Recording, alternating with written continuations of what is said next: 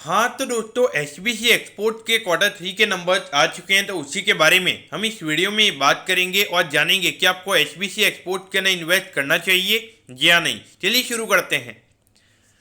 तो देखिए यहाँ पर अगर हम रेवेन्यू के नंबर की अगर हम बात करेंगे तो पिछले क्वार्टर के कंपैरिजन में ये नंबर हमें 16% से गिरता हुआ नजर आया है और ये नंबर आया है 47 करोड़ पे। तो ऑल ओवर देखा जाए तो यहाँ पे रेवेन्यू का नंबर गिरने की वजह से जो नेट प्रॉफिट के नंबर है वो भी हमें यहाँ पे गिरते हुए नजर आए हैं और ये नंबर हमें 23% से गिरता हुआ नजर आया है और ये नंबर आया है 2.33 करोड़ पे। तो ऑल ओवर देखा जाए तो यहाँ पे अगर रेवेन्यू का नंबर गिरेगा तो प्रॉफिटेबिलिटी भी हमें यहाँ पे गिरती हुई ही नजर आएगी। अब अगर हम ईयर ऑन ईयर बेसिस पर अगर हम रेवेन्यू के नंबर्स की अगर हम बात करेंगे, यहाँ पे अराउंड 34% से कंपनी के रेवेन्यू के नंबर्स हमें बढ़ते हुए नजर आए हैं। तो ये जो रेवेन्यू का नंबर है इसी का हमें यहाँ पे जो प्रॉफिटेबिलिटी है वो हमें यहाँ पे 48% से बढ़ती हुई नजर आ रही है और ये नंबर आया है 2.33 करोड़ पे। ऑल ओवर देखा जाए तो पिछले हमें यहाँ पे मेनली जो नंबर्स होते हैं वो ईयर ऑन ईयर बेसिस पे ही यहाँ पे कंपेयर करने चाहिए, क्योंकि कभी कभी सीजनल क्वार्टर आपके रहते हैं, यानी कि कभी डिमांड कम रहती है कभी डिमांड ज्यादा रहती है। तो उस पॉइंट से देखा जाए तो कंपनी के नंबर्स हमें यहाँ पे अच्छे नजर आते हैं।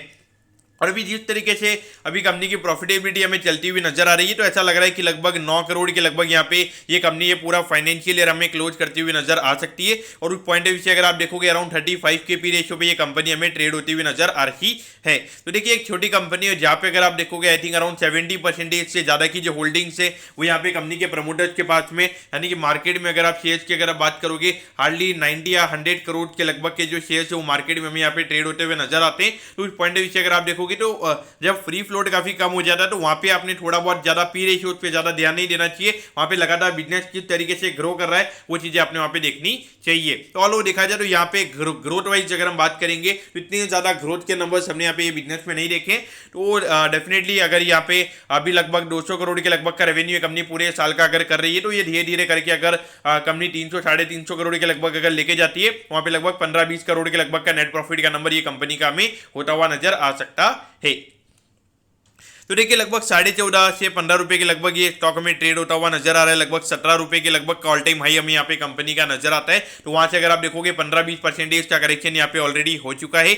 और देखा जाए तो रिटर्न वाइज यहाँ पे कंपनी के रिटर्न काफी अच्छे हैं। तो देखिए मेरे ख्याल से अगर आप ये कंपनी में इन्वेस्ट करना चाहते हैं तो ये समझ के चलिए कि जब भी मार्केट में पैनिक वगैरह रहेगा, यानी कि अगर निफ्टी में अगर 20-25% का करेक्शन अगर हमें कभी भी देखने को मिलता है तो वहाँ पे डेफिनेटली ये जो स्टॉक है 50 से 60% हमें करेक्ट होता हुआ नजर आएगा।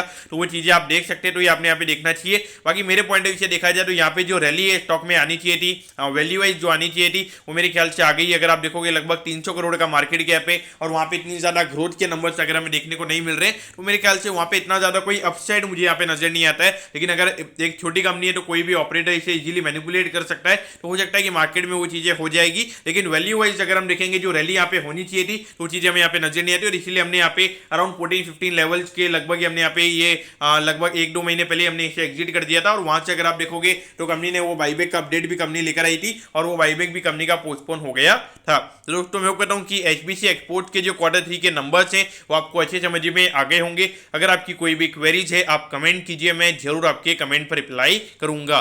ओके दोस्तों, thank you, have a nice day.